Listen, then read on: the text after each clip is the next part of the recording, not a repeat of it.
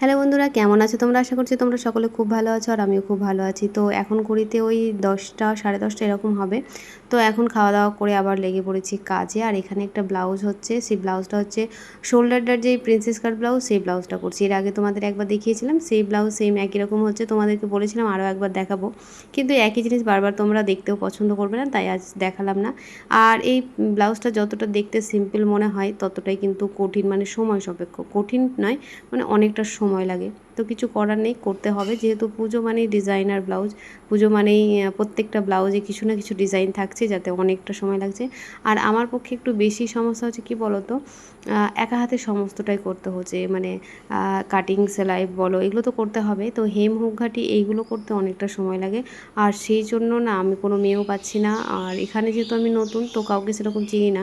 কিন্তু গ্রামে থাকতে এইগুলো আমার কোনো সমস্যা হতো না, কারণ আমার যারা স্টুডেন্ট ছিল তারাই প্রচুর পরিমাণে হেল্প করতো। একসাথে এসে আমার অনেক হেল্প করতো, ওরা অনেকটা হেল্প করতো। তো এখন এই সময়টাতে ওদের প্রচুর মিস করছিলাম। তো কিছু করার নেই, একা হাতেই করতে হবে, যেহেতু কাজের দায়িত্ব নিয়েছি তো আমাকে তো পুজোর মধ্যে দিতে হবে। এর মধ্যে প্রচুর কাজ এসেছে, কিন্তু আমি অনেক কাজ ঘুরিয়ে দিচ্ছি, কারণ আমার পক্ষে আর নেওয়া সম্ভব নয়। মানে করে দেবো না এটা নয়, কিন্তু পুজোর মধ্যে আমি আর দিতে পারবো না, এটাই বলছি। কি পুজোর পরে দিলে আমি সেটা করে দেবো। তো এরকম অনেকে রেখেও গেছে পুজোর পরে নেবে, তাই। তো এখানে দেখো আমি এবার হেম করতে বসবো, আর এখন প্রায় 11টা কি 11:30 বাজে।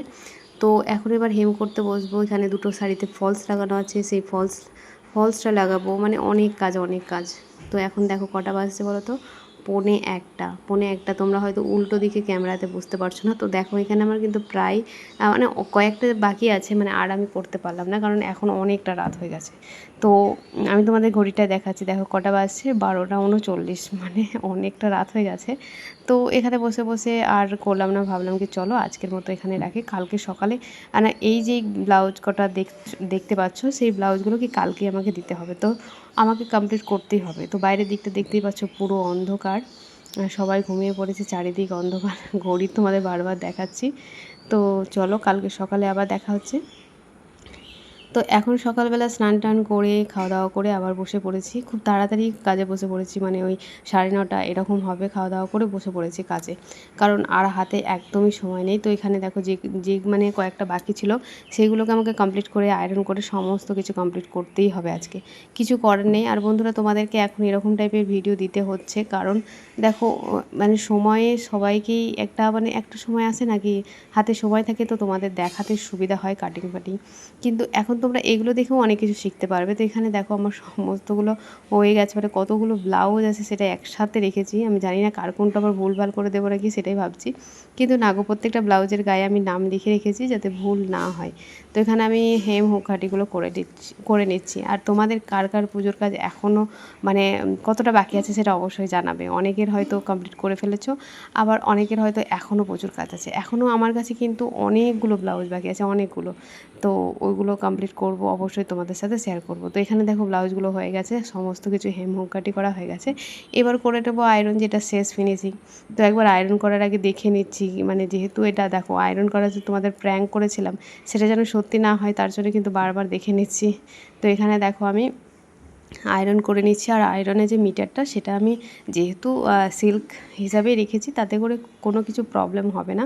এই আয়রনটা যদি পুরো ওর উপর বসিয়েও রাখি ব্লাউজের উপর, তারপরেও কিন্তু পুড়ে যাবে না, যেহেতু অটোমেটিক সিস্টেম।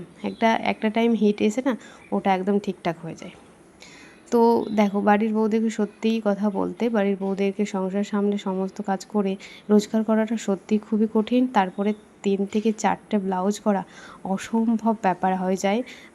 10 টাকা রোজগার করা সত্যিই খুবই কষ্টের। 10 টাকা রোজগার যে করে সেই বুঝবে কি তার গুরুত্ব কত বা কত পরিশ্রম করতে হয়। তার জন্যই হয়তো এত খরচ খরচা করতে পারি না। আমার প্রচুর মায়া লাগে বা কষ্ট হয় কি আমি নিজের জন্য তো একদমই খরচ করতে পারি না। তো যাই হোক, চলো ওইসব কথা বাদ দাও। তো এখানে দেখো আমি কতগুলো ব্লাউজ করেছি।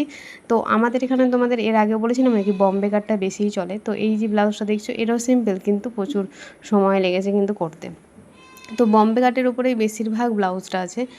এখানে সব বম্বে কাট আর খুব জোর প্রিন্সেস কাট, বাস আর কোনো রকম সেরকম ডিজাইনার যে ব্লাউজ পরে সেটা নয়। তো এটা একটা প্রিন্সেস কাট ব্লাউজ, সিম্পল দেখো। এখানে সেই গোল করে কেটে এটা মানে একই জনের সিম্পল একই রকমই ডিজাইন নিয়েছে।